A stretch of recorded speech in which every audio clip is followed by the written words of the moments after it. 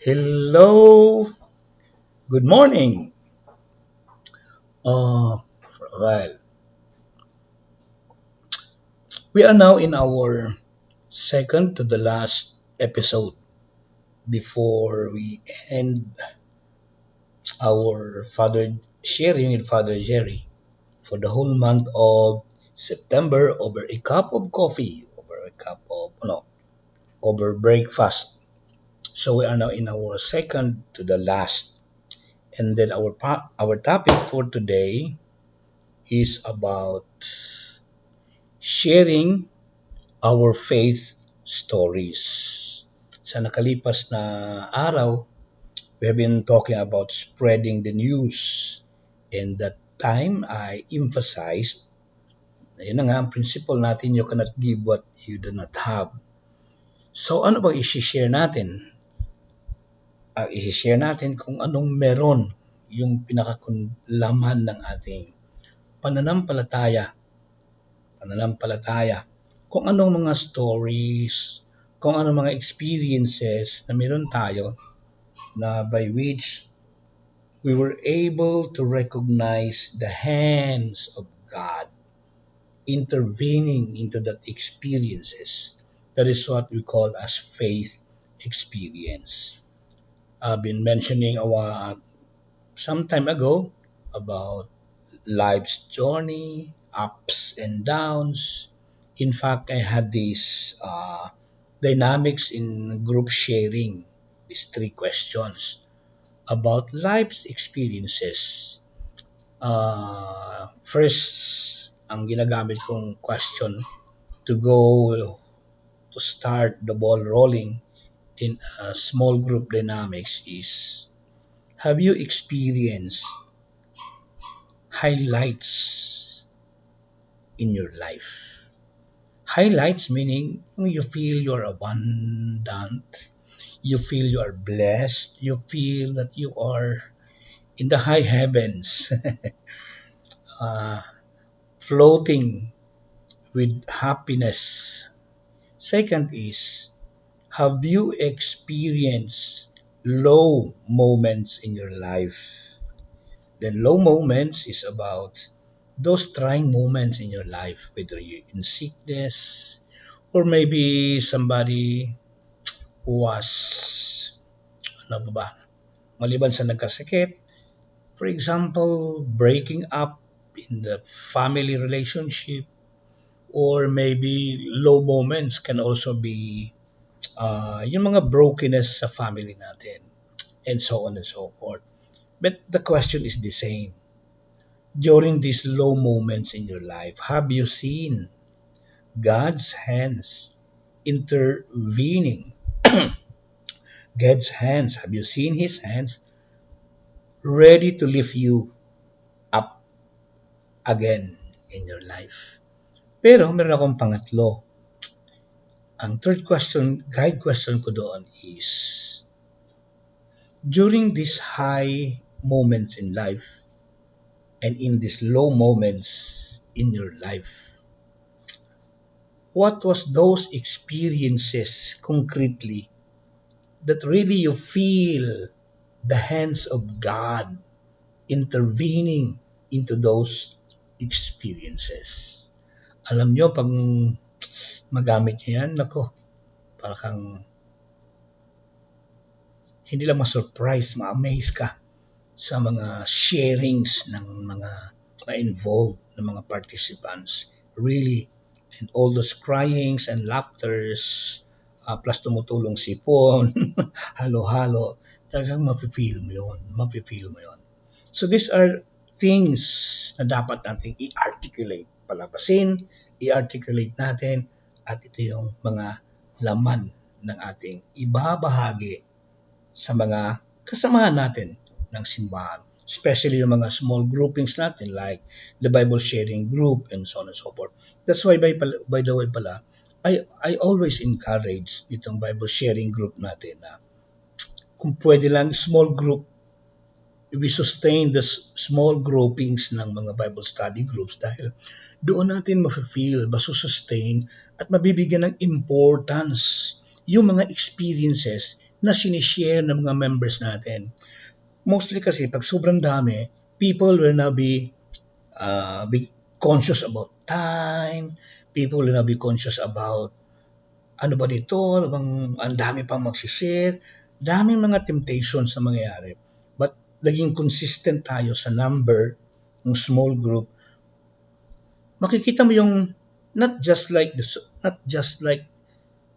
yung support system, kundi yung empathy, hindi lang sympathy, yung empathy mo sa mga kasamahan mo nga nagkakaroon din ng ganong experiences, especially on that aspect na realizing that there was the hands of God trying to lift them up once again dahil naniniwala sila. So, pahaba na naman tong story ako dito. Sige, tingnan natin. Sharing our faith stories. Our mission must always be as Christians. Yan, underline, as Christians. We are commissioned to carry on our mission with Jesus. So hindi siya simpleng storya lang na ibinabahagi natin. There must be the hands of God intertwining in those experiences.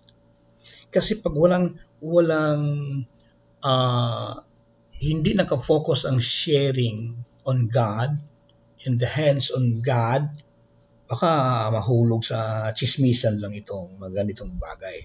At ayokong mangyayari noon. Kasi it's already happening outside of our small communities. Siraan, chismisan, my guy, puro competition, sinong mas magaling, sinong mas nauna, and so on and so forth. And like our disciples, our mission is to continue to spread the love of God and to invite others to know God. This is a lifelong commitment, an important part of our Christian journey. Taking about our faith, or talking, ilang talking and taking about our faith is to connect our stories to our friends, co-workers, and family who are seeking answers about everything that's happening into their lives. Yung sinabi ko kaninang sinil ko sa inyong guide questions, I hope magamit nyo yun.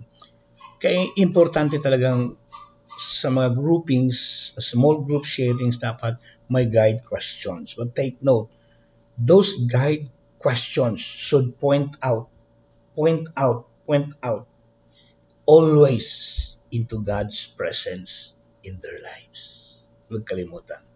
If one is experiencing the love of Christ through us, he or she will be excited to join us to our church and seek same kind of transformation. Our stories are important because they provide encounters of the living God. We begin in our home or homes, neighbors, our community, small community, and spread outward from here to there. Kaya sa nangyayari, experience natin sa mga Bible study group natin. Paminsan lang sa Bible study group kung medyo mahinang pick up ng leaders. Paminsan hindi na makontrol yung flow ng sharing at hindi may mga times na hindi na Christ-centered yung mga sharing at lumalabas na lang may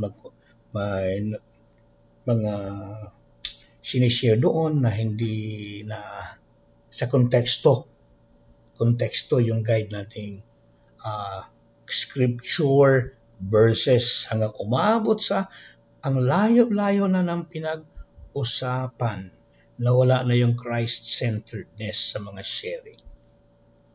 Okay, as members of the congregation, we have to carry out the purpose of God in building His kingdom.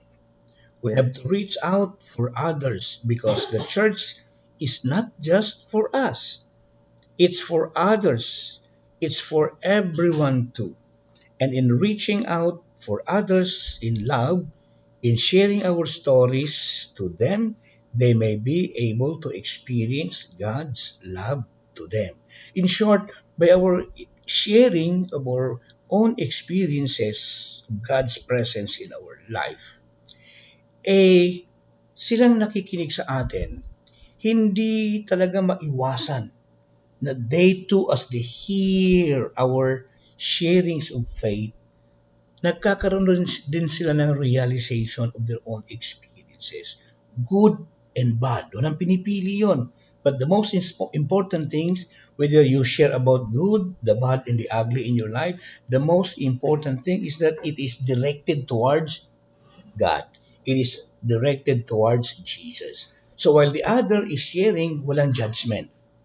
Walang judgment. Underline that. Walang judgment, walang comment. All you have to share is your listening heart. Listening heart. Hindi judgmental heart. Dahil nobody is perfect. We are trying to share our own experiences for people to keep in touch of their own experiences too.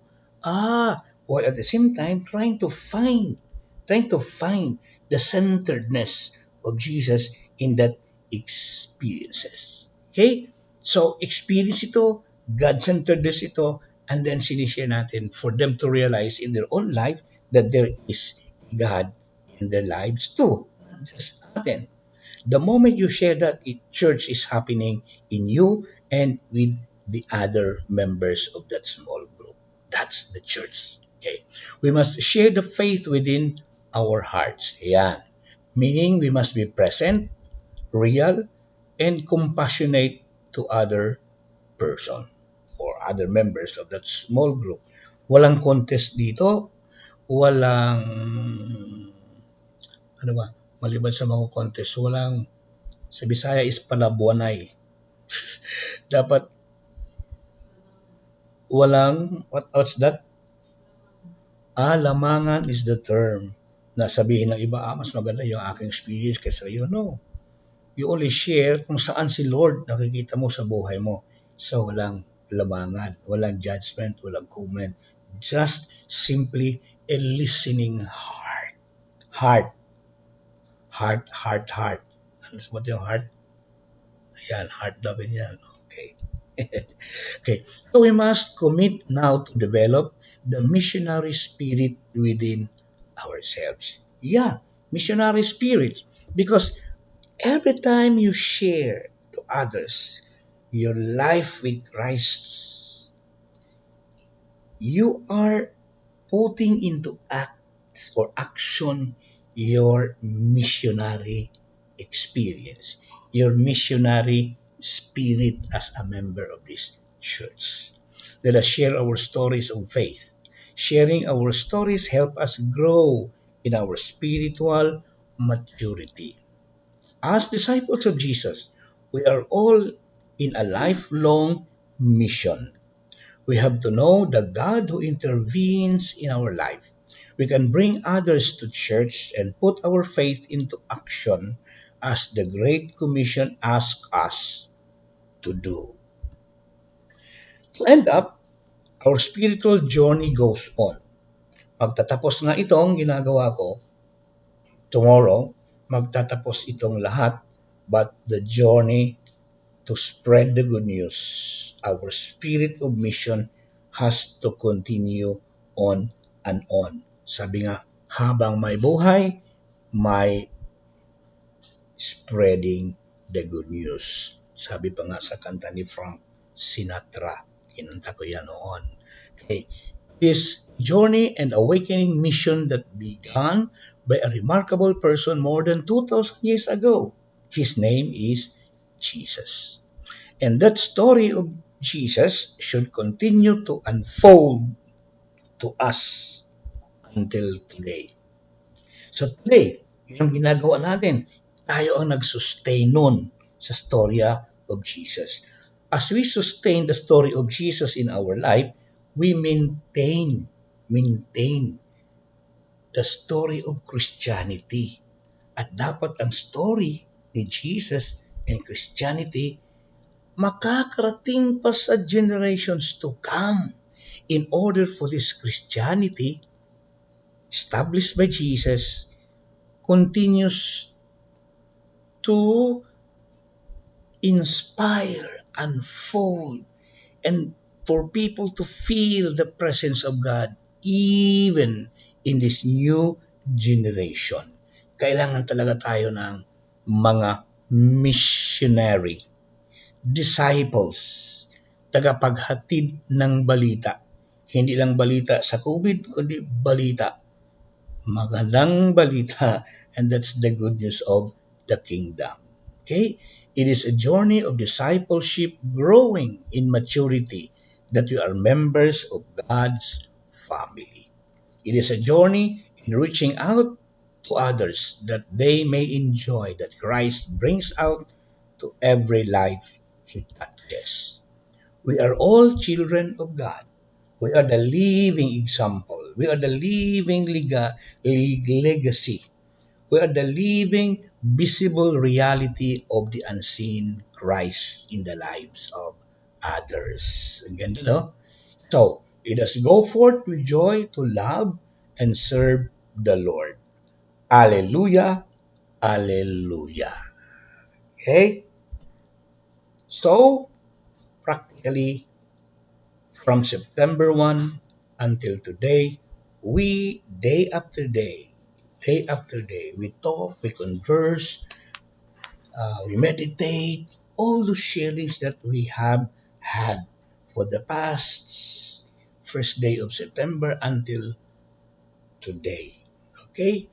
So, yung sinabi kong good news o balita o announcement, yun ang gagawin ko tomorrow to end up formally to end up our 15 minutes with Father Jerry. Catechism over breakfast and coffee.